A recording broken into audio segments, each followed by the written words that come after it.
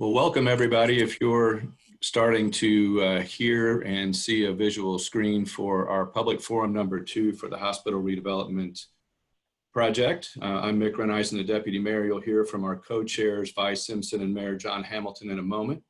I just wanted to kind of allow for folks to get in that are in the waiting room. There are still some folks that are waiting to get in. We had over 170 advanced registrants to participate in tonight's forum, which is great. We had about 200 in Forum 1.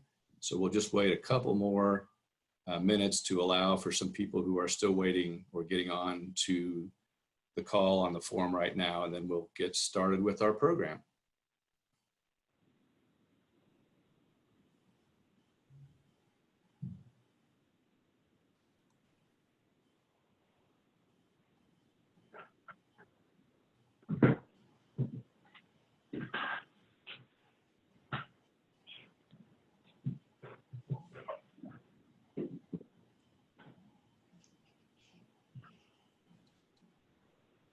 It looks like our waiting room is currently doesn't have anybody else waiting to get in, so we'll go ahead and start. I'm sure we'll add folks along the way. Again, this is Mick Reneisen, the Deputy Mayor.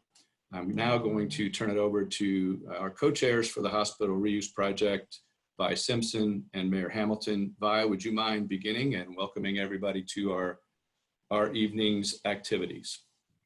Thank you, Mick. And thank you to everyone who is with us, who has joined us this evening.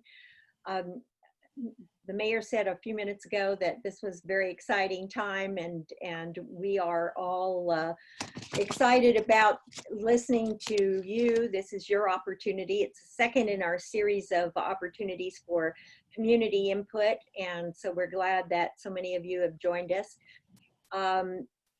Today, or this evening, we're going to get an update from our consultants, and we're also, they have incorporated what happened at the last public forum and all the listening that we've done in between.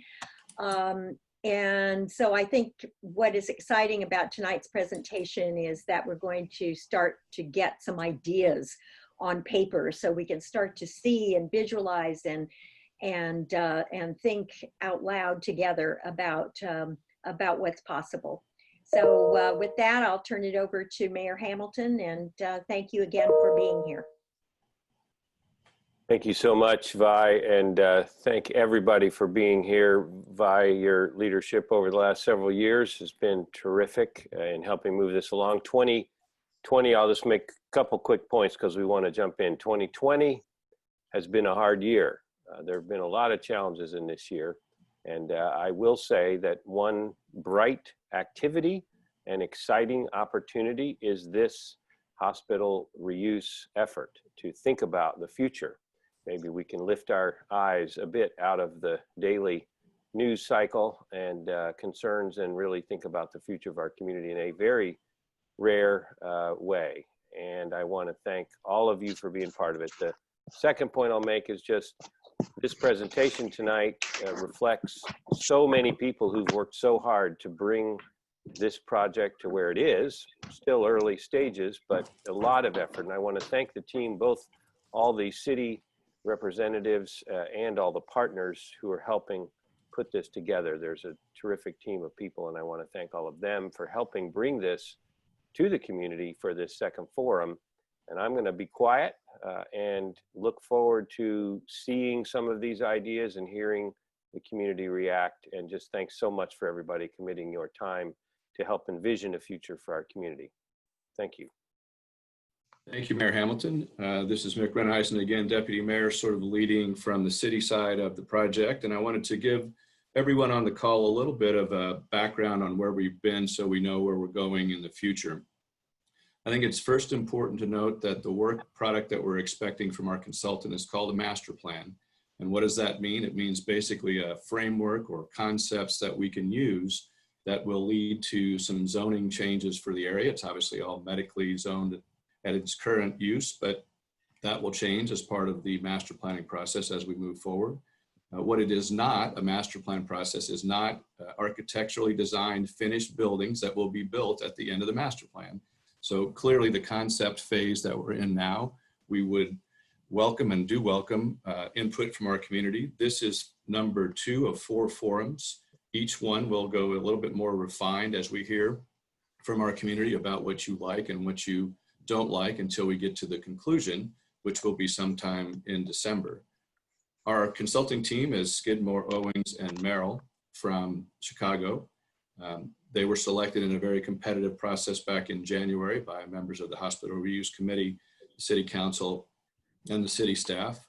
To date, they've worked with conducting stakeholder interviews and small group interviews in May and early June. That led to our first public forum on June 16th. If you heard me earlier mention, we had 200 participants in that forum. We'll probably be close to that this evening. During those stakeholder and small group interviews, over 300 touch points were connected by the community through those processes. Our next public forum will be in October. We don't have a date yet, but we will certainly get that out as we have that date set in the future. And that phase will include refining the basic plan that we'll hear from you about your comments tonight. And then the final public forum will be in December, where we'll refine the plan again and then take it forward for any rezoning and other items that have to be taken on after the master plan process is complete. So our goal as a team is to have an adaptable, flexible master plan that guides the development of the site and allows for the unknowns of our world, one of which we're experiencing now all together. And we don't know how long this one's going to last, and we know it'll eventually end. We just don't know when, and we don't know what the market conditions are going to look like coming out of this pandemic that we're experiencing together. We do know that master plans have to be flexible and adaptable, and of course react to whatever market conditions will exist on the other side of the pandemic and on the other side of our master planning process. And don't forget, the development of this site will take years. And so over time, this plan has to be flexible and adaptable to accommodate the multiple phases that it will take to develop out. As we have in previous forums, we'll post all documents, comments, and answers to questions that emerged tonight on our project website. That's Bloomington Hospital Site, all one word, .com. That's going to be your resource area for all kind of documentation about the project as we go along. You can also download tonight's presentation so you can enlarge and look at it on your own computer screen if you'd like to do that as we work through it on our screen that we share with you. And also on Monday, there'll be a survey available on the website regarding the concepts presented tonight that you can share with your neighbors and friends, and they can take a look at the PowerPoint that will be seen tonight, and they can also react as you can if you want to spend some time between now and then reacting to what you see tonight before you actually provide us with your feedback on the survey.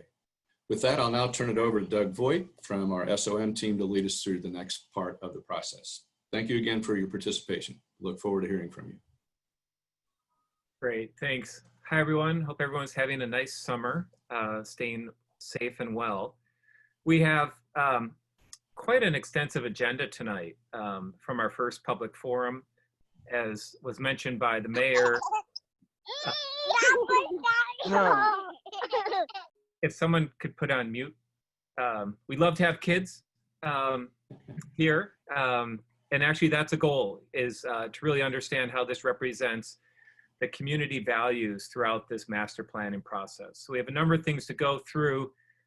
We are going to try something different from the first public forum. We're going to have breakout sessions. So we'll have smaller groups where we'll be able to discuss and answer questions directly. And then we'll come back together as a group at the end, report out some of the key highlights, but also make sure that all of those comments and items of discussion in the breakout rooms are also posted to the website for you to review and really hear what's going around with all of your fellow community members. I think we've gone over this, but for those of you that are new to this process, this is to plan the former IU Health site that had the hospital for many years. This process has been ongoing since 2018. As been discussed, there'll be a new facility sometime next year. There are elements that will remain on site, that may remain, I should say, in terms of not only the parking garage, but also the core administration building. And there has been a hospital reuse committee and project review committee that have been meeting with the consultant team and members of city staff throughout this process to get further feedback from their constituents and other members of the community. Now, we don't necessarily need to go through these at this point, but just as a precursor and kind of a read ahead, this would hope to be some of the conversation in the breakout rooms in terms of things you feel we should know that we did not address. We'll be sharing principles tonight. So the underlying key planning principles that will shape this framework. Some of those have to deal with connecting and sort of the scale, the intimacy is something we've heard a lot about, the idea of smaller blocks. And throughout this discussion tonight, we'll be sharing a series of options. And again, these are exploratory, getting feedback on what you like about certain options. And having gone through this process before, it always ends up perhaps in some version of a hybrid that makes it that much more interesting. So again, any comments that you have or other suggestions for the team. And with that, I'll turn it over to Josh to give an update on what we've learned since the last public forum. Yeah, thank you, Doug. I appreciate it. Everyone, my name is Joshua Sissom. I've had the pleasure of meeting with some of you personally or digitally, as it's so commonly the case. And thank you for those opportunities. Suggestions for the team. And over to. Oh, I think we have a little feedback there. Okay, forgive me. Before we get into this actual data, I want to stress how what good efforts have been made to confront the challenges of what we've grown to know as customary communications, say at City Hall, and making every effort to leverage technology and never being fearful. Tonight is a great example. We're going to be taking this engagement one step further into breakout rooms. And that's just, it's emblematic of just moving forward on this great mission. I love that bright optimism of the mayor. So to recap the stakeholder engagement that we've concluded so far, it's really a three-phase approach. I won't get into granular detail, but it's really designed to encourage public interaction through a variety of different channels. We have an online survey channel that was very popular that we have posted on the project website. We have conducted one-on-one interviews with various folks in the community, a wide swath of diverse stakeholders. And then we've also had the small forum groups, which I think is really where the lion's share of you I've met because of their size, and they were designed to be focused and kind of like-minded professional composition or neighborhood associations, so very intentional. And as mentioned, through all of these channels, we have managed to have just under 500 touch points with you in the community. Go ahead, Doug, if you would please advance.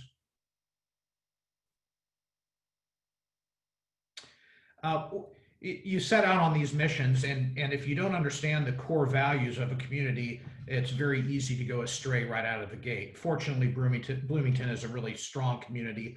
I've known it for decades, as have most of you, and it just is confirmed through our discourse with you that Bloomington is the progressive and inclusive community. That's wonderful because it's so inviting to the wide, diverse, mixed-use type of opportunity that this redevelopment project offers.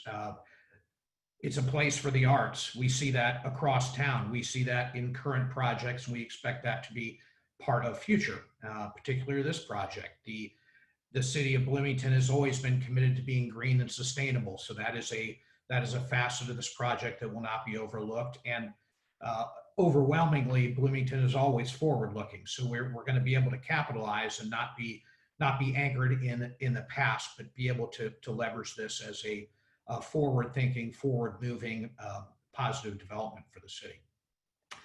Those are all values that have been ratified through our discussions. This is a slide, and I don't intend to read it, and I'd encourage you to take time after the presentation tonight to go through everything. There's quite a bit of it, but We have a lot of really helpful feedback to help formulate what direction is best to take with this real estate in the eyes of the local stakeholders. Things of innovative mixes of uses, making sure that we accommodate the local neighborhood feel to some extent, and some density measures.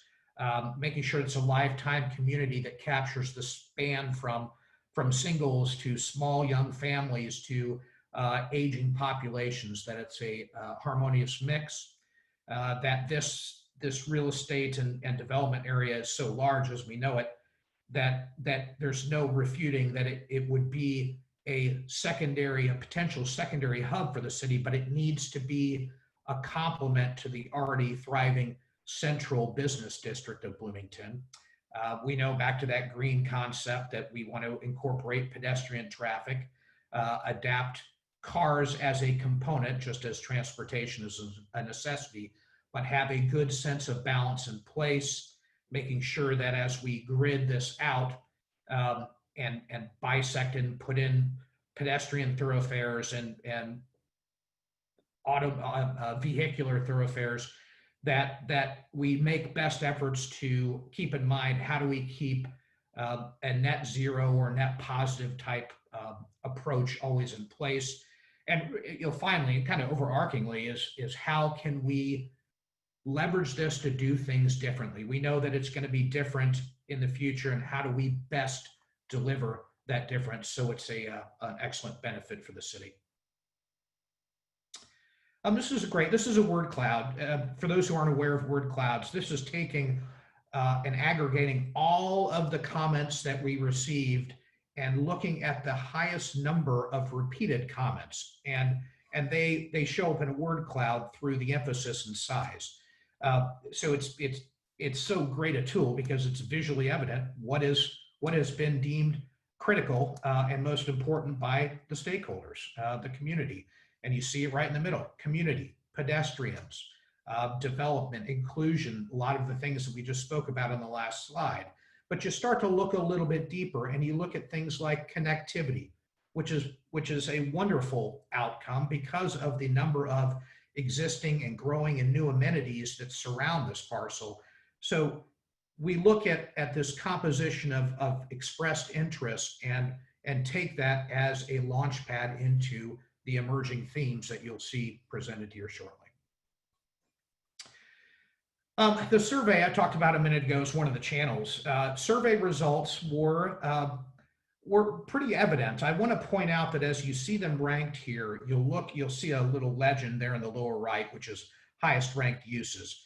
So when you aggregate the different types of housing, you'll see that 37%, as is presented in the legend, represents the aggregate of group living, multifamily, single family dwellings. So housing as a roll-up is the highest ranked use that's been expressed as desirable for the site. Obviously, cultural centers and art museum, that sort of culture theme is very well represented. That doesn't surprise us at all. That is the nature of Bloomington. Healthcare services,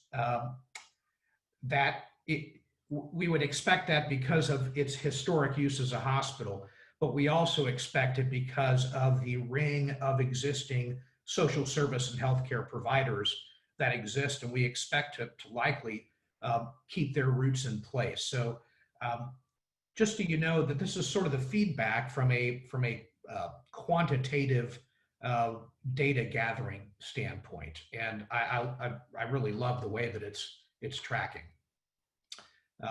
Thank you. Mick mentioned this at the outset, but it's worth repeating. This is the public engagement process that we have framed up at sort of its highest level. We are right there in the middle today, August 6th. And moving ahead, we will be taking further input that we gather tonight, putting it into the refinement of framework, which you'll probably hear later. Framework is really a term for the different options to frame up the future of the development. Then October, we have the third forum, and in December, the final forum. So this is just to give you sort of a horizon line to what lies ahead. Doug, you want to take it over here? What makes a great place? Yeah, no, thanks a lot, Josh. A lot of those words and feedback we've gotten before the public forum and actually after the forum and what we had shared really came down to how do we do something that's unique, that's authentic to Bloomington, complements downtown, but also to challenge us and how we can kind of look at bringing these things together. That's where the creativity lies, and how we bring activation connectivity. So it's more than just pathways, how we look at arranging different types of uses that complement housing, which will clearly be one of the key uses on the site, but also look for the other sites, the key sites that talk about placemaking. And perhaps one of the most interesting things for us, and in some ways, having a 500 car parking garage on site allows us to be creative about parking, because a lot of times, depending on how we address parking, will either support and enhance or be a detriment to the success of any of these type of planning efforts. And as a result, as we start to think about those uses, and this is the opportunity to put those ideas on the table, is that we can look at expanding on that idea of housing. So we have homes for everyone, and we really start to tackle some of the larger challenges within the community, but we're also seeing regionally. We look at how we combine these uses in different ways.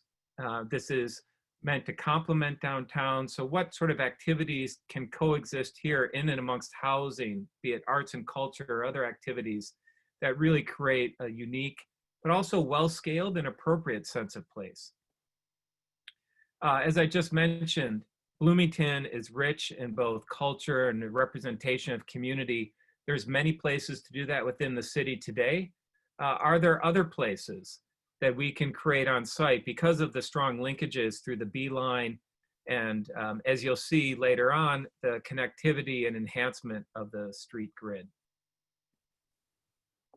And as Josh had mentioned, this strong commitment to sustainability means many things. In fact, it underpins everything we do. So how we look at the future buildings and the standards we set for the buildings, how we look at the ground plane, and how we address all of the resources on the site so that perhaps we're not only forward-looking, but we're regenerative in the sense of returning these resources back to the community and back to the environment. Let me erase the scribble that somehow got up there so we can read this. We took a first pass at principles. I mentioned these at the outset as a way to reflect all of the comments, but be an underpinning to the decisions we make moving forward, and perhaps also as a way to evaluate the different options so we can come back and make sure we're doing what's best for the site, not only today, but long into the future. So the first principle of addressing diversity and an inclusive community through a variety of housing types. Second principle of really focusing on a lively mix of uses. Now that may or may not include office. I think that's something we need to test, and how it supports the larger innovation and job creation that happens within Bloomington. The third principle, to restitch the street grid, really focusing on well-scaled walkable street design. Maintain a neighborhood scale at the edges. I think what's unique here is that we can be very inventive on how future buildings address and transition to the surrounding neighborhoods and community. Looking at a network of public spaces, there are ideas where maybe those aggregate into a single space, or they're more distributed and linked together through smaller scale spaces. Anchoring new hubs and special sites, these can be those sort of special uses that we started to identify. Integrating other community amenities. So this truly is a resource for the broader community, not only today, but also future residents in Bloomington, as Bloomington continues to grow and be one of the most desirable communities to live in. Create a flexible framework. This was mentioned at the beginning. We'll share a little bit on how we think a lot of our research can allow us to think ahead and prepare for the future. And then setting this blueprint and this standard for sustainability and an example for the region, perhaps even the rest of the country. I think with that, I'll turn it over to Lance and Ronadib from our economic consultant, SB Friedman. Hi everyone, my name is Lance Dorn. I am with SB Friedman. So we have been asked to undertake a data-driven assessment to evaluate what there would be market demand for in terms of new housing and retail on the site. So what I'm about to share are some of our initial findings. I just want to preface that this is by no means meant to be a development proposal. It's simply what we see as having market potential and is meant to inform the planning process. So that includes potential zoning changes and the framework of the master plan. So ultimately, the vision for the site will be a reconciliation of the community's objectives with what we see as market feasible. So moving on to evaluate potential reuse opportunities, it is important for us to understand local market dynamics, including demographic characteristics and the existing supply of real estate product. There are a number of vectors that are key to understanding demand for new housing and retail. And we have a bunch of data that we're reflecting here in these slides. For the sake of time, we're gonna essentially make this data available for you to dig into further, so you can get a sense of what we're considering as we're thinking about the supply and the demand of existing product in Bloomington. So we'll be moving kind of quickly through these slides, but just know that this information will be available for you to review and is currently available on the website. So as I mentioned, population growth is very important. Bloomington is projected to continue to grow at a pretty strong rate, though slightly at a lower rate than what has been occurring historically.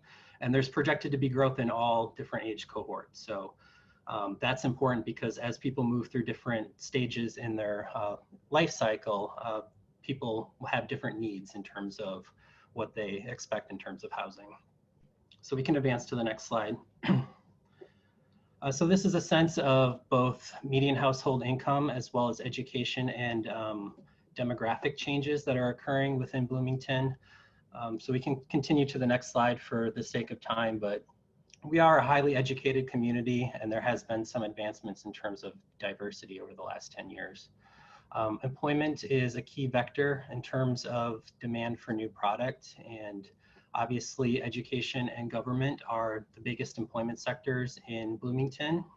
And the expectation is that those sectors will continue to grow. The rest of the sectors are within the local economy are relatively stable. You'll see some near-term drops of employment, but that's largely the impact of COVID-19. The biggest impact that we're expecting in this near term is leisure and hospitality. So there are approximately 50,000 jobs in the city. A large number of people are commuting in. Can we jump to the next slide, please? Commuters are a potential demand vector, and there's the possibility that we could capture some of these households on the site if we have appropriate housing. The high number of commuters also illustrates a need for additional workforce housing. We can advance. So this is just a sense of what the existing housing supply looks like in Bloomington. So very highly impacted by the student population. We have about 35% owner-occupied housing, 44% single family, which is much less than non-university communities. And we have quite a bit of product in the 2 to 4 unit structures. Affordable housing is a priority for the site, so we wanted to build an understanding of the number of households in the city that are cost burdened. And there's about 1,800 owners in the city that are currently cost burdened. So that means that they spend more than 30% of their income on housing. There's a significant share of the rental population that's also cost burdened, but that is impacted by the student population. So this illustrates the need for additional affordable and workforce housing. So we can advance. So to get a sense of local housing trends over time, one of the data points that we look at is permit activity. So this is county building permits over the last 20 years. And this graphic illustrates how development has changed since the recession. So prior to the recession, more single family development, and afterwards more multifamily development. And this new development is contributing to the higher ratio of multifamily product. So we can advance. This is where we're seeing new housing built spatially, single family kind of throughout the city, multifamily apartments located downtown and at the edge of the city. And the next slide is illustrative of the type of housing that has been built. So built, leased, and sold over the previous 10 years. There are a few notable projects that have a mix of housing types. So the Renwick Boulevard project is a little bit more suburban in nature, but it does include a mix of housing, townhomes, multifamily, single family, and small lot single family. There are a couple transformational developments that are also currently underway, Switchyard Park and the Trades District, and both include a variety of housing types, which we think is a strategy that would be appropriate for the hospital site. So in terms of residential demand, we've looked at this as being informative to the planning process. So as there's discussion within the comments section, the city did recently complete an affordable housing study, which we are leveraging for this planning effort. And that quantified the unmet needs for households earning 60 to 70% of the area median income and below. And since we had that analysis to build from, our work focused on understanding demand for workforce housing and market rate housing. So we are classifying workforce housing as households earning between $41,000 and $61,000 per year, and market rate housing as those earning more than 61% or $61,000 per year. So affordability is certainly a challenge in the community, and we've been hearing that from stakeholders and people in the community that have provided input. So the citywide affordable housing study identified a need for about 970 owner-occupied units in the city, priced at $200,000 or below, and 808 rental units with rents of $700 or below. And this is a 10-year projection of unmet need. So the strategy here and what's outlined in the housing study is a mix of production of new income restricted units, but also the production of additional housing in general that could make more of the city's naturally occurring affordable housing stock available to people within those income brackets. So since we were able to leverage the affordable housing study, and we can jump to the next slide, we needed to dig deeper on workforce and market rate housing. And so our starting point was to get a sense of several key characteristics of the housing market. So what you're seeing on the left is the projected growth in households by age and income. So it's important to get a sense of this just because, as I mentioned at the beginning, people in different age and income cohorts have different housing needs. So there's projected to be growth in many of the income cohorts looking forward, but there's also a very notable shift in lower or fixed income seniors, which indicates that there will be an opportunity for affordable senior housing looking forward. I mentioned that housing preferences shift as householders move through different life stages, and this data on the right is just meant to illustrate how those changes occur. So we can advance to the next slide. So this is how we build up demand for workforce and market rate housing. I mentioned that we consider housing tenure, propensity to move, income thresholds for workforce and market rate housing, and the propensity to move to new product. And ultimately, we concluded that there's about 300 new workforce and market rate units that could be supported annually within Monroe County. So jumping to the next slide, from this we applied a capture rate based on what could reasonably be captured on the site. And capture rates are really a synthesis of comparable and competing projects, but also the absorption of recent product. And we think that the planning area could potentially capture between 600 and 1,000 units over the next 10 years. And we're really looking at this as a mix of income restricted affordable housing, workforce housing, and market rate housing.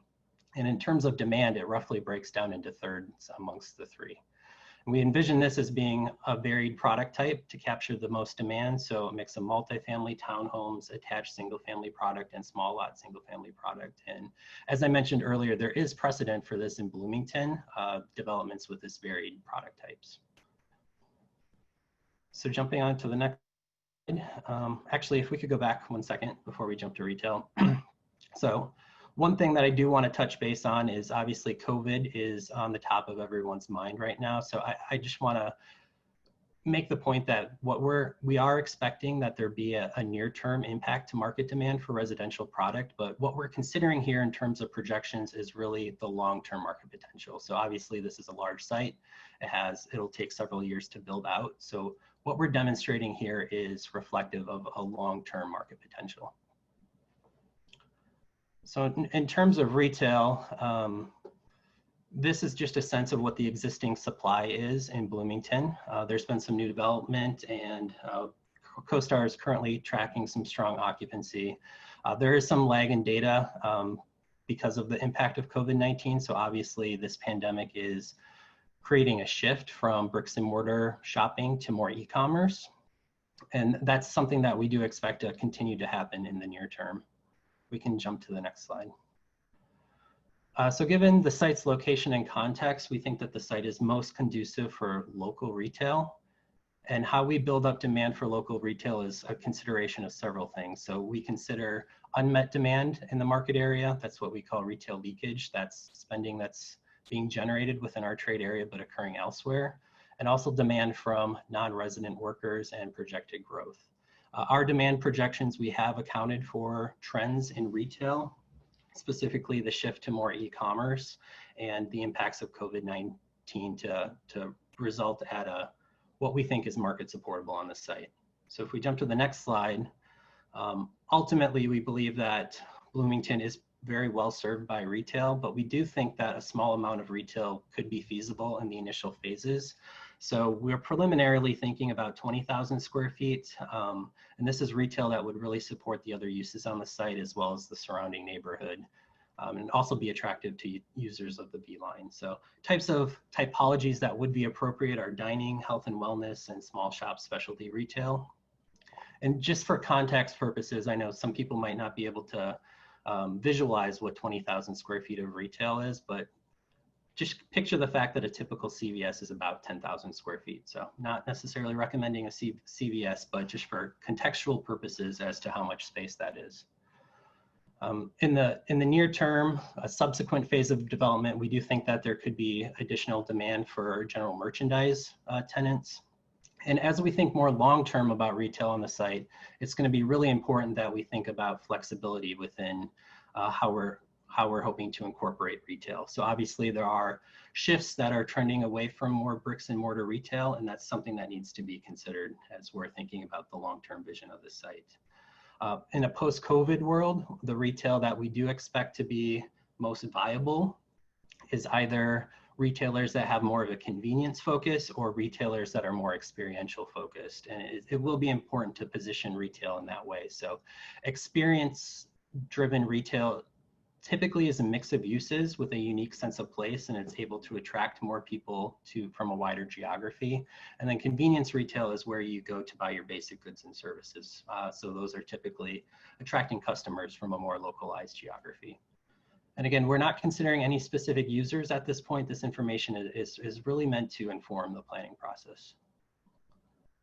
So jumping on to the next slide, we do believe that there is strong market potential for this site as we look out over the next 10 years. This gives us the ability to really create a really dynamic residential neighborhood. So we're seeing this as being a mix of incomes, a mix of housing typologies, a mix of different age groups to really create a really interesting and lively residential neighborhood. While we're not projecting significant demand for retail, retail here would be pretty limited. We do see retail as having the potential to create an active environment. So if we position the amount of retail that is being considered here, potentially to integrate with the public realm elements, we could create a really interesting, lively public realm or public environment. So what lies ahead for us is we're going to continue to refine this information based on feedback from you all and through further stakeholder and key informant interviews. So with that, I will turn it back to Doug. All right, take it off mute. So, without question, COVID has had this unprecedented impact on cities, our work, how we look at the future. It's put a lot of important questions forward to everyone involved in this kind of discussion related to future health and well-being. One of the interesting things, though, we have found through our research and also looking back in history is that, like many pandemics in the past, the resulting innovation that has happened has had a lasting positive impact on how we look at cities, whether it's potable water, looking at fresh air and natural ventilation, looking at the importance of open space. These things all happened 100 years ago and continue to be part of the conversation as we look forward now from today. And one of the things we wanted to share was some of the research around the future of cities and how it may pertain in particular to this project, is to really focus on the social connections, the scale and the connectivity of those. So looking at the streets, how we see public space, as everyone wants to be outdoors, but to have enough social distance. And sort of, without going through the rest of these, is maybe to really focus on the importance of the neighborhood unit and to have all of those uses and activities in walking distance, but also so that that community is resilient to future challenges that may be put forward. One of the interesting ideas from the mayor of Paris has really been to focus on this 10-minute bicycle ride, the 10-minute city, or a 20-minute walk to any of these uses and activities. As it relates to what Lance just described, we're working right now with a lot of developers, architects within our own practice, and collaboration with other practices are really understanding what's the future of office space. How does that fit with this remote work? There will continue to be a need, but it may look very different. It may be smaller, more modular. It may be more transparent and accessible to the outdoors. And the same goes for housing. How we look at housing to accommodate these future needs, but also that we design it and organize it within a development like this so that we really focus on the other amenities that promote health and well-being. So we just have one more, but perhaps very interesting, exciting bit to discuss with you all tonight. And that's some first thoughts on an approach to actually planning for the site. As we described in the last meeting, we are looking at the larger hospital zone. So what's shown here is the smaller 24 plus or minus 24 acres. We've talked a lot about its connectivity to other uses, districts, open spaces within the community, primarily along the B2B line, or sorry, the B line, excuse me. But something interesting that came out in our last discussion is how do we link this perhaps also to the east, to the west, and emphasize this idea of a crossroads, because you are very close and proximate to many other important open spaces and community amenities. So very permeable. And by doing so, we can create something that complements downtown and the area around the courthouse square, but also create a synergy and perhaps a really interesting dynamic between these new hubs, was one of the comments we heard earlier, or creating the next great place to be in Bloomington. So this is an aerial view looking north with the yellow outline around the 24 acres. One of the difficult things to get a sense of is scale, because the hospital's been there for as long as any of us can remember. How much land do we really have to work with, and how can we restitch this back into the fabric of the city? So one of the things we did is we overlaid the larger study area. This is the 76 acres that includes the entire hospital zone out to the west, and we overlaid that on top of downtown Bloomington. And I think the interesting thing you can see right away is the frequency of north-south streets crossing through the site, but also an understanding of the scale of open space. When you look out Courthouse Square, is just a small fraction of this overall site.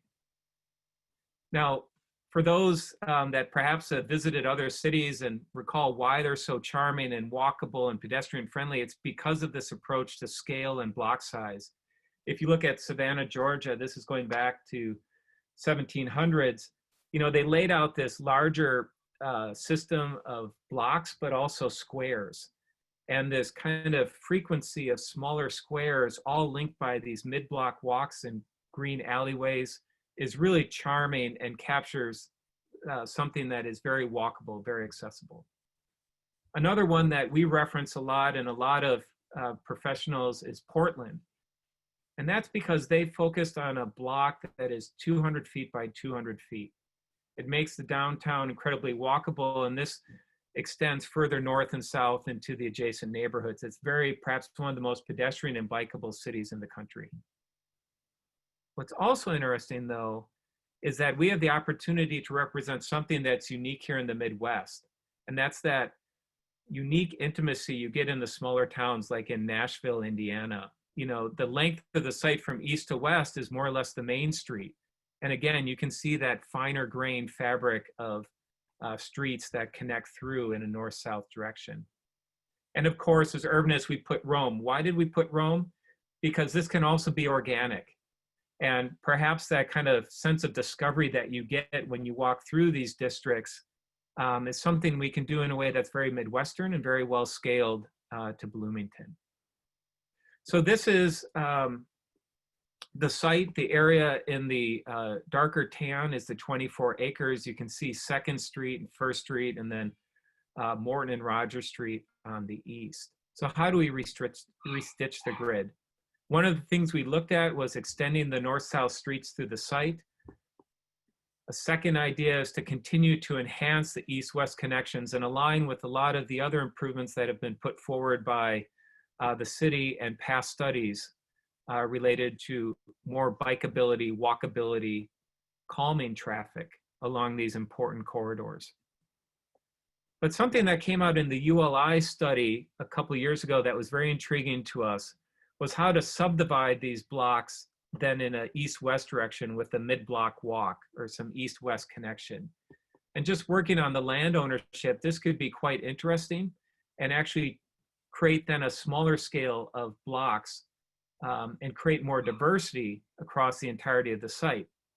And although we're only looking at the 24 acres here, we should really understand how that could connect to the future redevelopment to the west of the site. So we're taking a much longer view of how these can connect together and really blend back into the surrounding neighborhood and community. Now, part of this, and we haven't gotten into 3 dimensions yet, but as a principle, this is a section, let's say looking west. So you have the Prospect Hill community on the right, Buildings Trades Park right there. Right in the middle here is kind of the scale at what we're seeing, this east-west connection. So it has a lot of solar access, it's welcoming, it can be programmed in many different ways. But then we step down as we move towards McDowell Gardens and 1st Street. And we also take advantage of the topography. So one of the things you see here is if and when we start to look at areas of slightly higher density and we need to provide more parking, we can do so in a way that takes advantage of the slopes across the site. So it's not visible from the public realm. I think at this point, I'll turn it over to Chris from Merritt Chase and Rachel from our team to walk through 3 early framework concepts. Great, thanks, Doug. And hi, everyone.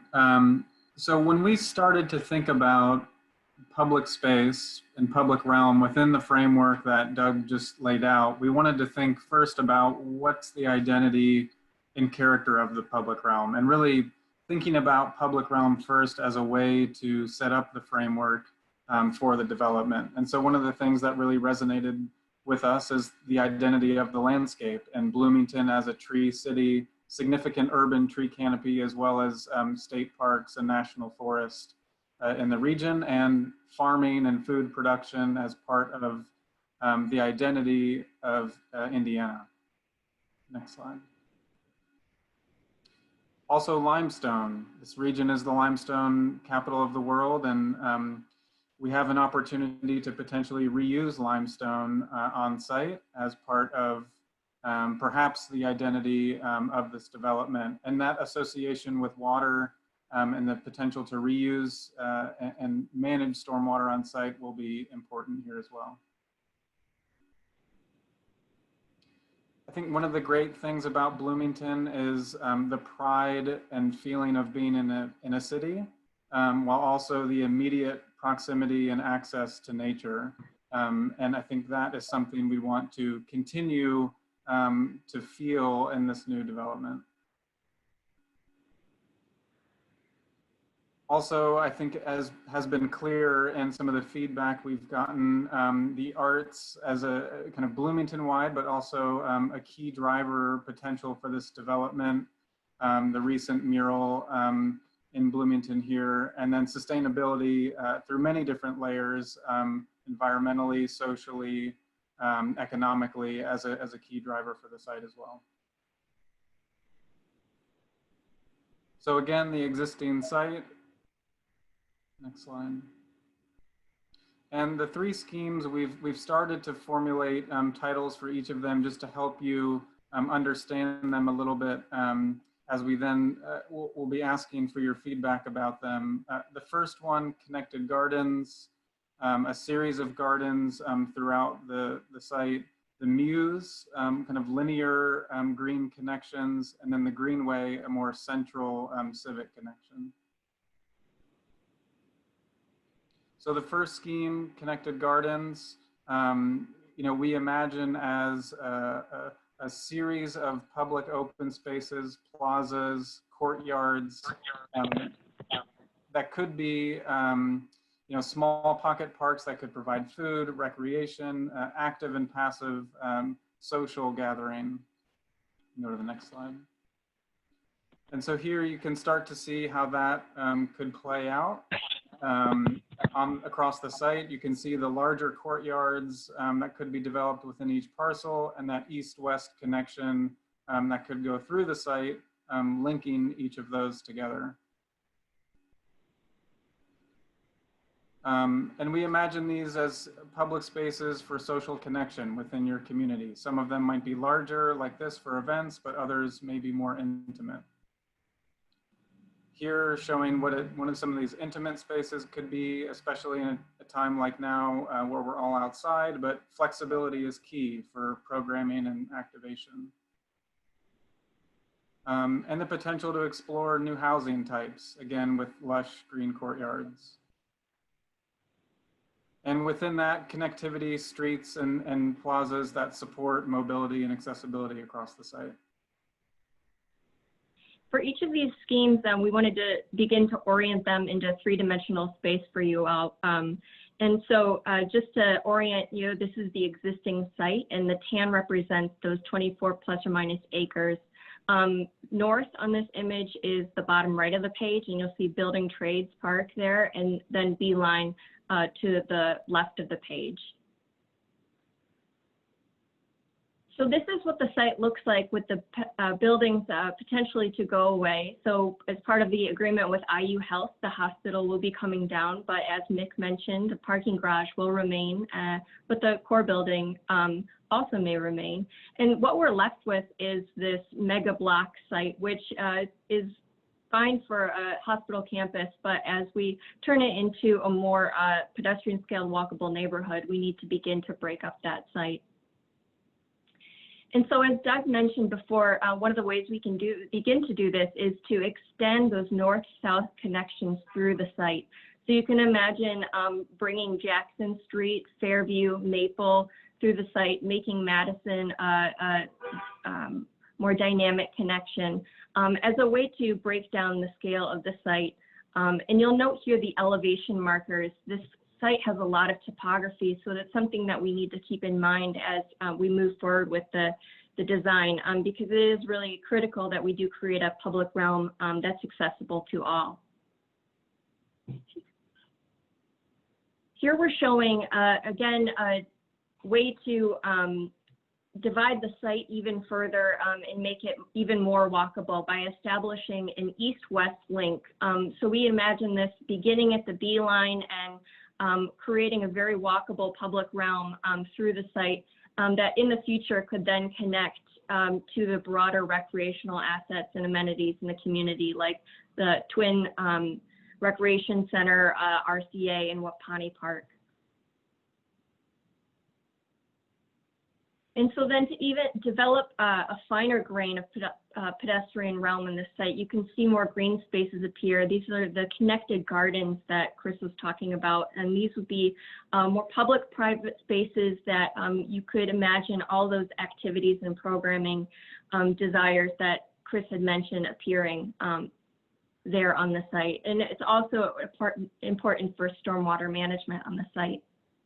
And then we really wanted to emphasize key sites and activation on this site. So in the pink here, these are the zones where we really think that activation is key.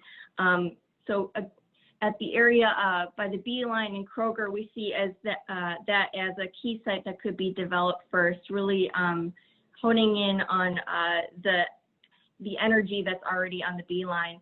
And then also surrounding the parking garage, that's a major asset there. So is that an area that could be developed in the sort of more first phases, and also a way to re-energize and program the Building Trades Park. So a lot of opportunities there for activation and connection. So the second scheme, what we're calling the Muse, is really about these linear north-south green connections. Could be streets like in this image, but otherwise plazas, garden spaces that are really focused on connecting the neighborhoods in a north-south orientation. And so you can start to see that framework here where streets, buildings, public realm are really oriented in a north-south direction to bring the community through the site, into the site, but through the site, connecting the two neighborhoods, north and south, together, and still having a fine grain kind of east-west connection that moves through the site. And so, you know, those linear connections could look like this, where they create intimate garden spaces adjacent to buildings. And the interesting part about this scheme is that it also mitigates the grade change from west to east across the site. And so building terraces and landscapes start to connect in the public realm. And those kinds of connections start to create the kind of diverse, unique, eclectic public realm that I think we all are starting to seek and desire in a place like this, similar to this image. And though topography and grade change can be a challenge, we really see it as an opportunity to develop something that is really unique and provide diverse landscape and programming experiences in the public realm. And this is the opportunity, I think, to not just think about streets as streets, but really public infrastructure that provides community public benefit and potentially stormwater and ecological benefit.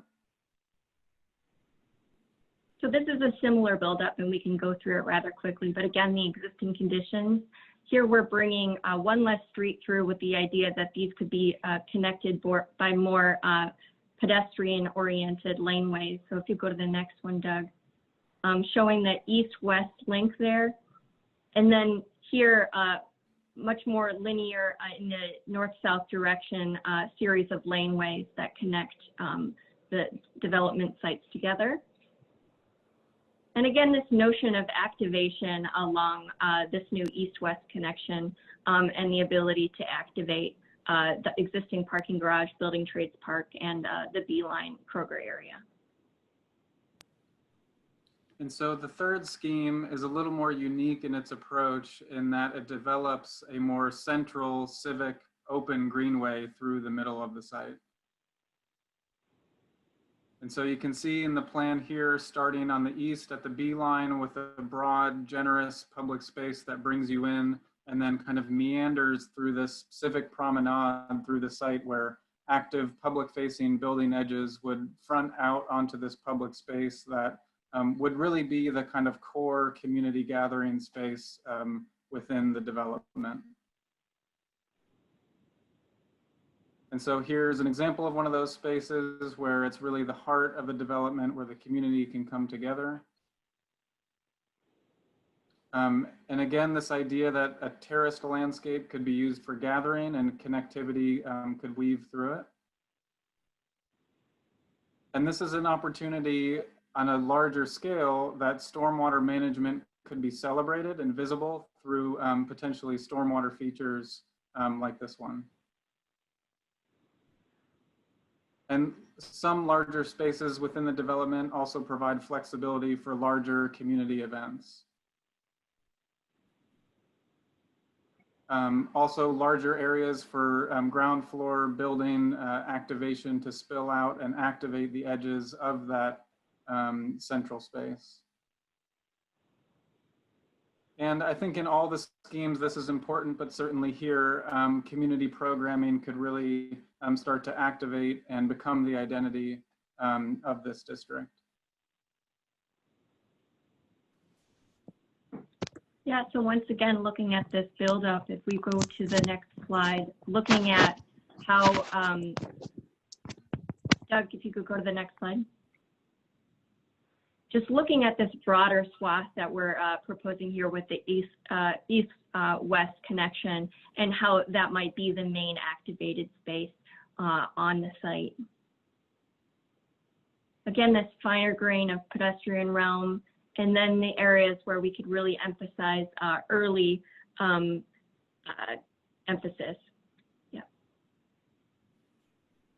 So just a quick summary for you all as we now will move towards the breakout rooms for your feedback. And we'll have this open in the breakout rooms if you want to reference it. But the first scheme, Connected Gardens, think about them as a series of smaller distributed parks and gardens and linked by this east-west greenway. And everyone is within walking distance of one of these spaces, immediately adjacent to a building and perhaps locally grown food. The second scheme, the Muse, a north-south series of terraced landscapes, and it really strengthens that connection between the neighborhoods. And then the third scheme, the Greenway, a broad meandering space, connecting development, and that the main spine is really the heart of activity while making stormwater management a focal point. So I think Mick will maybe introduce the breakout sessions.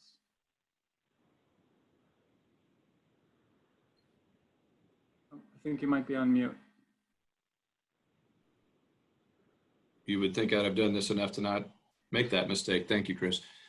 So as you can see on the screen, and you can follow the directions, we're going to put you into randomly selected breakout rooms with room hosts, and this is where we want to hear from you.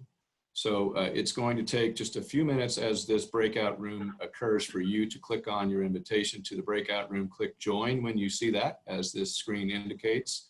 Our breakout sessions will run for 30 minutes, and then we'll come back out and share what we've heard from all of you at the final part of our session. So with that, we're going to start randomly assigning you to rooms. Then please follow the instructions to click join, and we'll see you in your breakout room. These questions before you on the screen now are what we're going to ask you. Those will also be placed in each breakout room.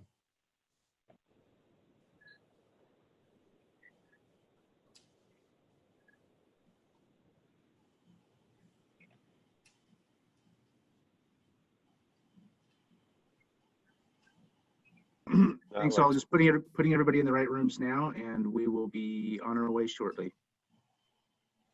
I like picking sports teams. It's random, right? We're not doing draft choices or anything. That's the best attempt, sir. All right, Scott, Rondi, Larry, Admit, Becky Holtzman.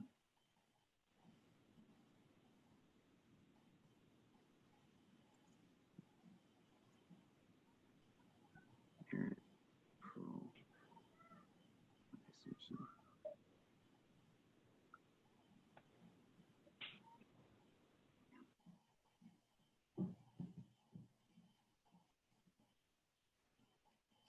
One moment, y'all.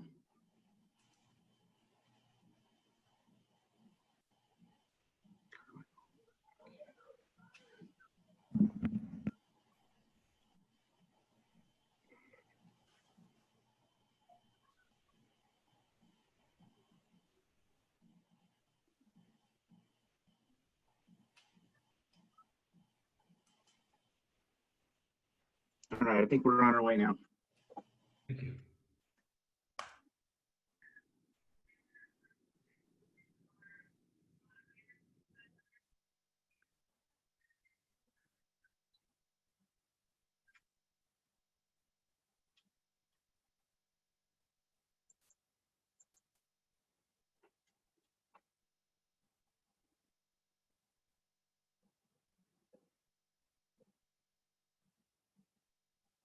Mike and Rachel.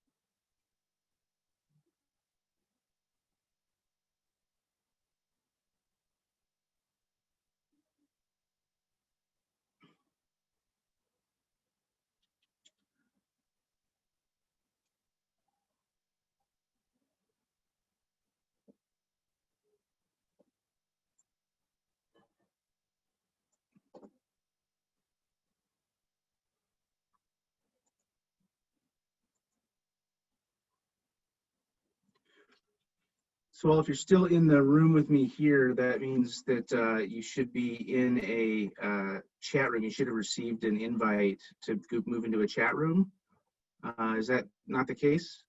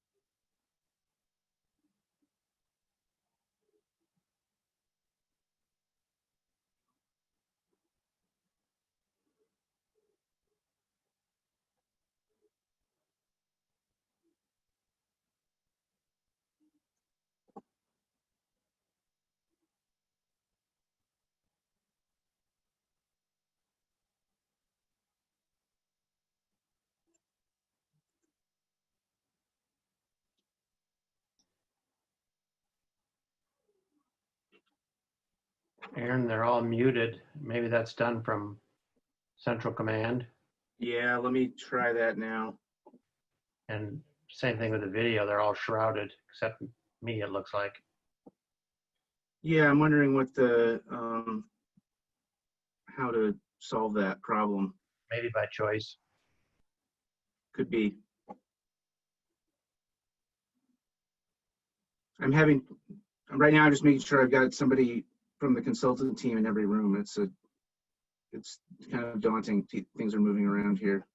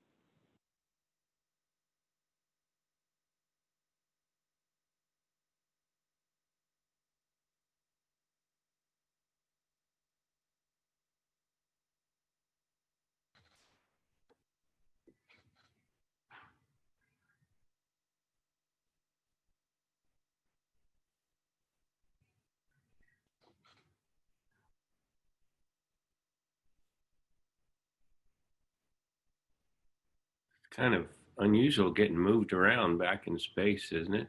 Can we talk to each other now? Yeah, you can hear me? All right, we're waiting for all the meeting rooms to Yep. come back. Is that it? Yeah, I think we're 25 back in the main room and the rest are still dispersed in their breakout rooms. Here we go. We're starting. Lost in space. Okay. That's pretty cool. It's like the biggest Brady family thing ever.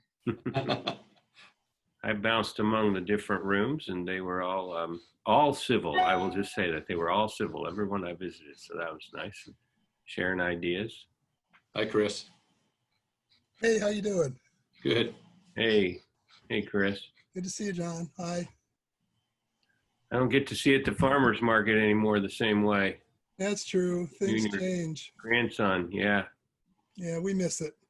Yeah. It'll be back.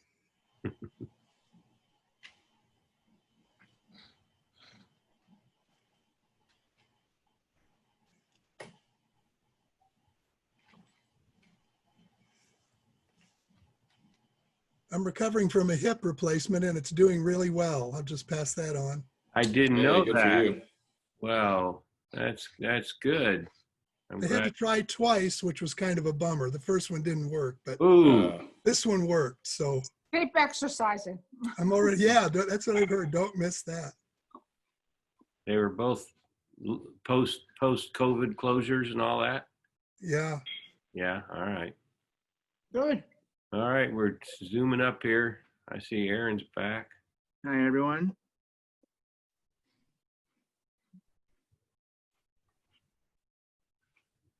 It's like in conferences when people sneak away during the breakout return, they're like, no, I'm not coming back. You can try to get me back, but I'm not coming back. Oh, stuck in my room.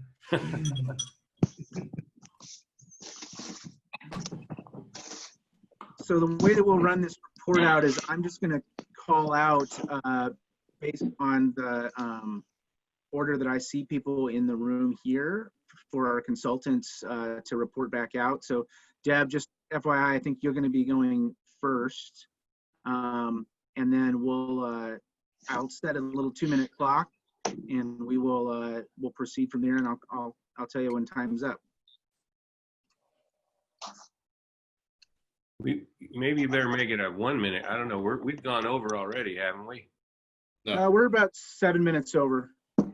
Okay. So why don't we jump into it? I think we've got 75 people back in the room here, so we should be ready to report out, and some people will join momentarily. Great. So go ahead, Deb. Okay, excellent. So we had a small but mighty group who was very focused on the history of the site and hearkening back to the walkable pedestrian designs that we saw at the turn of the century. And in that, definitely liked the idea of connectivity and restitching the streets together. Definitely liked the focus on the green space, but also questioned who's going to maintain the green space, who will maintain the parks, which is always an important question to have. There was at least one proponent of townhomes. Actually, there were a couple proponents for townhomes. I could go with that. Love the idea of leveraging the B line with activation. There was support for in our group for keeping the core building. Several people spoke up on behalf of that. I think there's also definitely an interest in making sure we're seeking input from direct neighbors, particularly as it relates to the Fairview and how it connects into 2nd Street. Some of the options it does, some that it doesn't. And then one message that we wanted to give to IU Health was that there were many donated rooms or unique elements in the different buildings that they have, and what are they planning to do with those things. So I know that's not a city responsibility, but we wanted to make sure that the IU Health folks who are on the phone get that message. One last thing, when it comes to preferred options, we had votes for all of them. So we had some that liked option number 2, some that didn't like option number 2, some that liked option number 1 and 3. And so we have a variety of interest in that. But I think there was a reference to maybe it may be dependent on the density of the housing. If there's a higher density, pocket parks may be the way to go. With a medium density, then it may be going with option 2. So that's the feedback. Excellent. Rachel, you are up next. And then MC, I think you'd be after Rachel. Okay, great. Our group was very interested in the idea of sustainability and stormwater management on site. They really sort of value the notion of potentially stormwater management being visible on the site. Overwhelmingly, our group preferred the greenway option actually for this reason that stormwater management could be shown. Also, the fact that they felt that it was a more larger, flexible communal space and that it spans beyond just the close development, but to the broader community as a way of connecting everyone. One of the sort of negative comments about the connected gardens was maybe that was just too focused on the residents who lived there. But they saw that the greenway or the Muse option really focused on that connectivity aspect, both north-south and east-west. There was a good conversation that we had about housing on the site and housing that is affordability, and really making sure that this diversity of housing isn't, that they're not sectioned off into different areas of the site, but rather that they are truly mixed use and interspersed throughout the site as a whole. So incorporating different levels of income and different housing types throughout the whole site. The transition to the neighborhood was important in terms of scale. Another aspect that we talked about in terms of ground floor retail was that there's been an observation that probably can't be supported throughout the whole site, but could we make bottom floors accessible places to live as a way of activating the greenway? Another point of conversation was the core building again. The residents on the call felt that it was a historic piece of architecture that should be important to keep. And they felt that it could be a great arts and culture piece on the site. They feel that it could be transitioned into a true anchor for the area. They mentioned Lotus Foundation is just up the street, so could there be a synergy between those arts and culture uses? And a quote that we had was a ramble of arts uses. So that's kind of fun, the idea that along this east-west connection, could there be this sort of notion of arts popping up everywhere. I think that pretty much covers our group's conversation, but we'll make sure that these are documented elsewhere and taken into consideration. Okay, Erin. Perfect. MC, over to you. Thank you. So I think the word that came up the most in our discussion was connectivity. Everybody really likes the various options for connectivity, really wants every kind of connectivity to be available. Strong feature or focus on bike lanes and protecting bicyclists, and maybe making the area a little less car friendly, and therefore focusing more on excuse me, bike and ped options.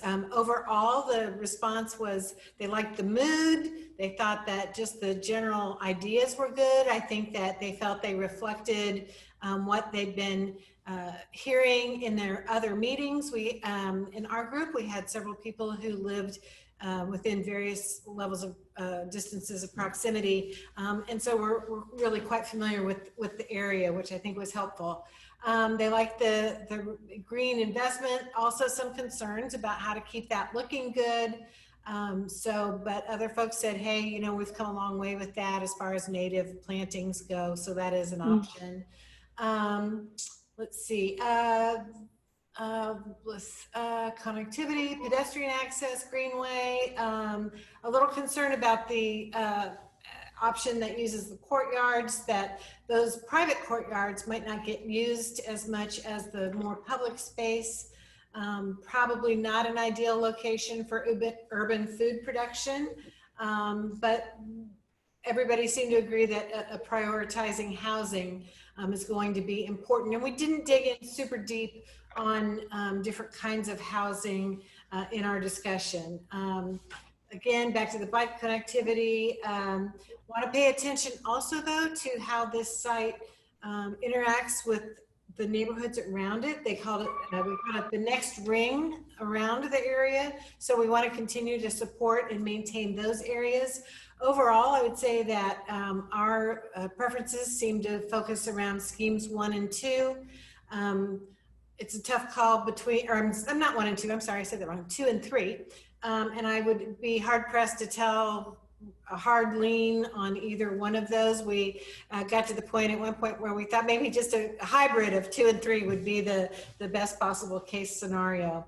There's some concern about people zipping through the north-south streets, and so that would want to be, they would like that to be mitigated. Would need some traffic calming if all those streets went straight through without any interruption. Some discussion about maintaining the grid or reconnecting the grid, but doing it in a slightly different way that might include some curvy roads. Love the idea of limestone use. Love the idea of featuring the storm water management as part of the design. We discussed that this is kind of a tricky site for stormwater management and how important that's going to be. And then we just started to talk about housing composition and the need for child care when we ran out of time. So that's our report. Thank you. Josh, you are up next with your room. Okay, I'll go quick. We can flesh these out in more detail down the road, and some of them have already been spoken to, but I'll stick to the uniques. There was an expressed desire to see maybe some density modeling in conjunction with the green space to better assess what the yield would be on units based on each different plan.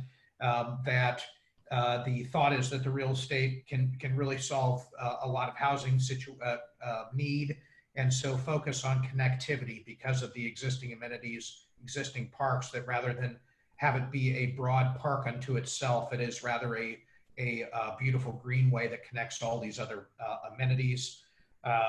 Discussion about emulating European, like Southern European plaza style areas where you've got that street level cafe feel. We can talk more about that. The need for preservation of human services, behavioral health,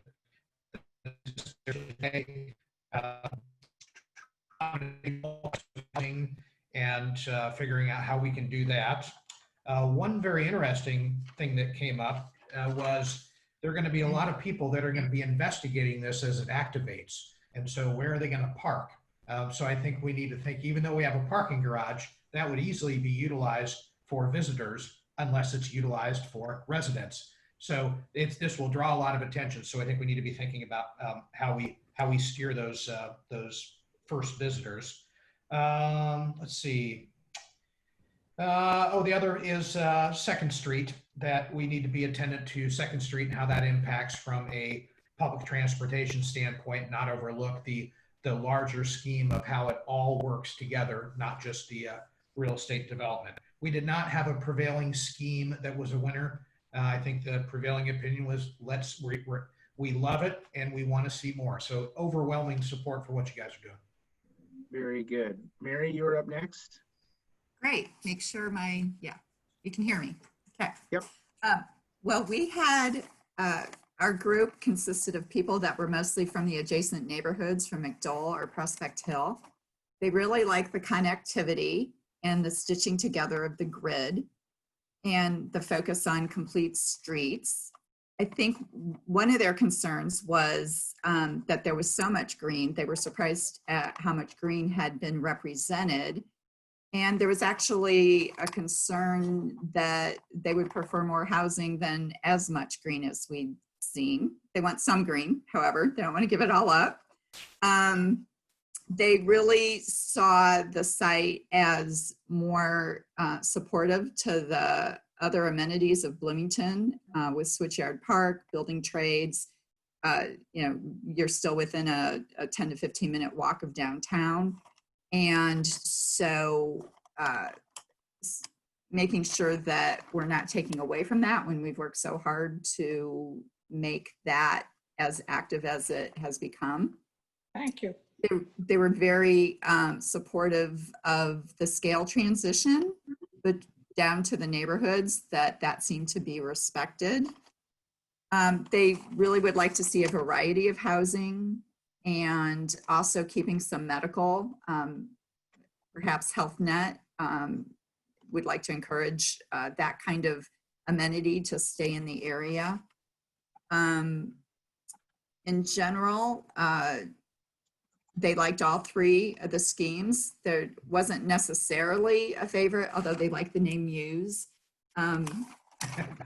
Seems might have won without if you hadn't seen anything else.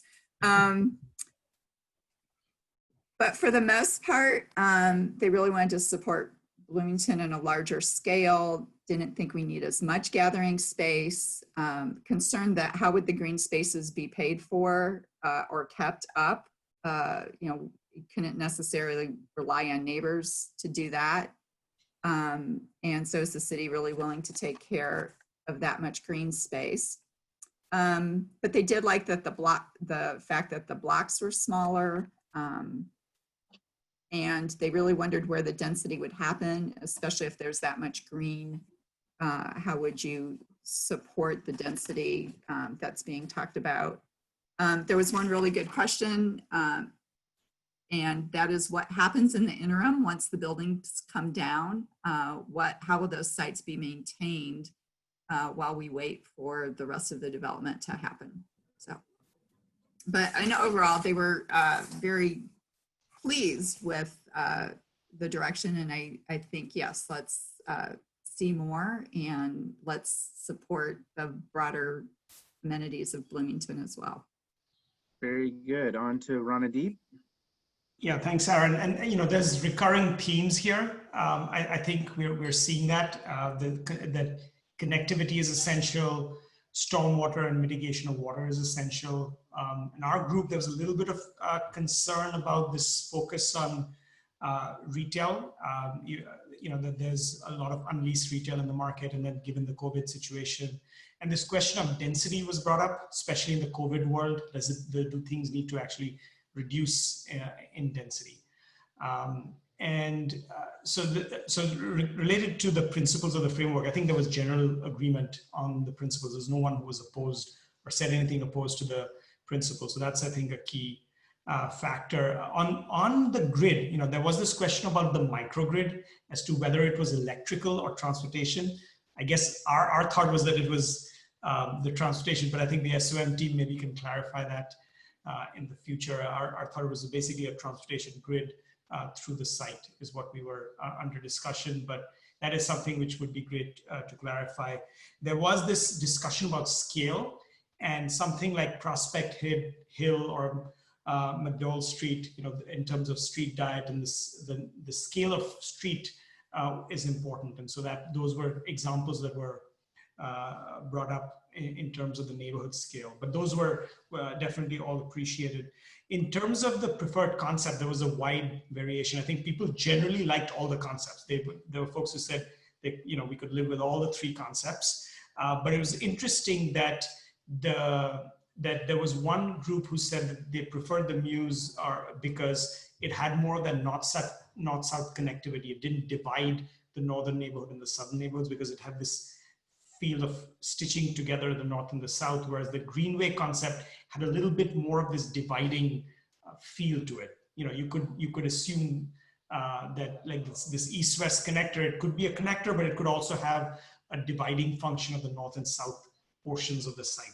And so just how that's treated probably needs to be worked through. But in general, overall support for all three concepts there. And I just want to make sure, yeah, I think pretty much that's what we, that's our group here. Perfect. Next, I think, Lance, were you one of the ones in the? Yeah, so we had a pretty wide-ranging conversation. I think everyone was open to density on a portion of the site, but they really stressed the importance of scaling back to the neighborhood, getting lower density as we move away from the site. Generally, folks were in support of mixed housing types in a variety of income levels. Some people wanted owner occupancy to be more of a priority, while others were looking for more of a mix of renters and owners. In terms of the core building, no one in our group seemed to think preservation of the core building was a priority. Some were indifferent. There was a desire for limited surface parking as part of the plan. Everyone did agree that preservation of the garage was important. We had some discussion on how to improve the look of it. I think the quote was to put lipstick on the pig. Some of the thoughts were potentially putting vertical gardens to improve the facade of the parking garage. There was also a discussion of having a reuse plan for the garage in the future. So as just the world becomes less car-centric, having a plan in place for 20, 25 years down the road when there's fewer cars, how that building or that site could potentially be reused. There was also a focus on green uses, community gardens, and locally grown food. In terms of the street grid, our group all agreed that the connection to the street and alley grid were important. The idea that the concepts were pedestrian focused was well received, and they really stressed the importance that the development plan not be car centric. There was also discussion of being responsive to future trends in transportation. So that could be autonomous vehicles and also public transportation as we think about the future. In terms of the concepts, each of them were well received. The group was in support of each of them. There was discussion of how the Muse concept fit in more with the neighborhood because of the linear nature of it is more reminiscent of the alley structure that is in place of the neighborhoods to the north and south. And they felt that those linkages back to the neighborhood were important. And then finally, I think the other final theme was just the discussion of the green space and that being accessible to all. Wonderful. Who is next, Karen or Chris? Go right ahead. I can summarize. We had someone who spent time in this hospital with their family and someone who works on economic development initiatives across the city. And our conversation started with an appreciation on the need for housing of all types, of all levels, so everyone can be helped. And a comment that employers have openings, but it's hard for people to live in Bloomington. And the importance of workforce housing as outlined was also appreciated there. A question, I think, to challenge all of us that when we say this is for everyone or for all, what does that really mean with regard to the invisible or marginalized members of the community, like those who have disabilities or maybe experiencing homelessness, people of color, young or old, etc. A note about the principles that frankly, it's sometimes hard to understand those. We as planners, architects, designers get caught up in our jargon and we need to help translate it better for you all in the community. And maybe a way to do that is work with local community organizations in town to help translate that for all of you. And a need for continued awareness building of these meetings and broader outreach for continued input. We had a conversation just that the economics are very complicated to get this to work, this kind of aspirational vision and supporting housing price gaps, infrastructure, a question about what kind of city subsidies might need to happen to get that to work. And if the numbers don't work, it may not happen. As far as the concepts, a practical note that the ratio of public space to development needs to be carefully considered in the zoning. Again, a comment about the feasibility of cost. And that generally a safe, well-connected, aesthetically interesting, leveraging the B line, and then sometimes small, comfortable, family-friendly spaces are best. Perfect. Thank you, Chris and Karen. We're going to go to Doug, who's got the final room, and he'll take us out. Yeah, thanks, Aaron. Let me just say there's been a lot of comments in chat that we haven't been able to circle back on, but they're all very good and will be incorporated so everyone can read them. So we actually spent a lot of time talking about larger community priorities. Clearly, how we're looking at housing, not just on the site, but adjacent to the site. And I think this real need to look closely at the appropriate density, meeting the affordability topics that have been and priorities that have been put forward by the community and the city in the past, and continue to remain critical, but to also find the right balance.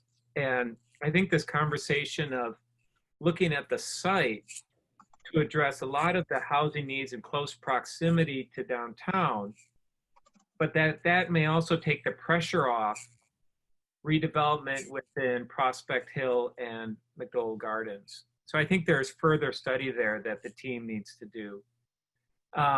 There was talk about the Hopewell group and sort of past focus on expanding the mix of housing choices. It's something we heard a lot about.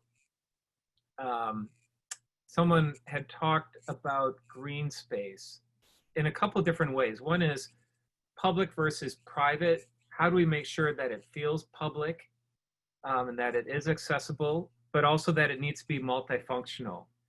And I think a further understanding, as just mentioned, kind of more or less getting it to be the right scale and to have it be connected.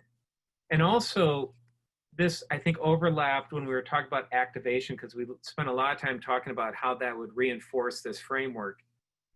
What have we learned about retail in Bloomington? What has been successful in terms of sustaining storefronts, keeping activation on streets and greenways like what we're discussing here, and that it may need to be a look at more than just retail and sort of other community uses that could anchor these public spaces. And I inadvertently referenced Bryant Park in New York when there is a Bryan Park in town, but still it was an interesting discussion of how community uses can help to anchor and make these places adjacent to public space. And then kind of finally, there was a discussion at the end about social justice and how the project, maybe more on the policy side, as well as the design side, can start to take on some of these issues and maybe be a way to further advance the city's goals on these important topics for the community as a whole. Just for us as a team, there was a request to send materials ahead of time. There was a lot to digest. I think everyone acknowledges we packed a lot into an hour. And perhaps one of the things we can do is have some of these, replicate these smaller breakout rooms between now and the next public forum to get additional comments and feedback, because it's really helpful to hear the voices and kind of where that point of view and why it was being shaped, and then how we can maybe start to reflect that in the plan. So just something to think about in terms of next steps. You're on mute. Yeah, that concludes all of our report outs. We're kind of nicely just 2 minutes over on time here, so I'm going to count that as a success. Nick, is there anything else you wanted to add to take us out? Yep, I'll just close and then I'll let Vi finish after me. And I just want to thank everybody. This is Forum 2 of 4.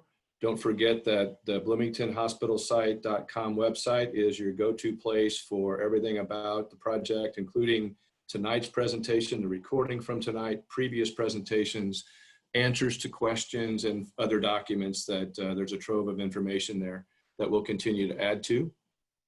And then the next forum will be in October, to be determined, and we'll put that on the site. You'll see it in the media and other places as well, with the final forum taking place sometime in December. So keep the comments coming, and you can go to the hospital site that we just mentioned on Monday, take the survey, which gives all of you a chance to fill out your answers to the questions we ask you in your breakout room, so you can individually be heard that way. And we'll take those comments as we move forward. And I'll turn it over to Co-Chair Vi Simpson for her final comments. Thanks, everybody. Want to add my thanks for everyone's participation. This is a slow process that requires your patience, but it also requires your participation. So we are glad for all of you who have participated thus far. There's still time for other people to participate. We want to hear from everyone, and hopefully this becomes a community project that we can all be proud of. It's getting very exciting. So thank you all again, and thank you to the presenters. It's a very positive thing that is going on in our community right now at a time when we need positive things to happen. So thank you so much for all the work that's been done thus far. Thank you. That's it, everyone. Thank you for your participation. Thank you. Good night.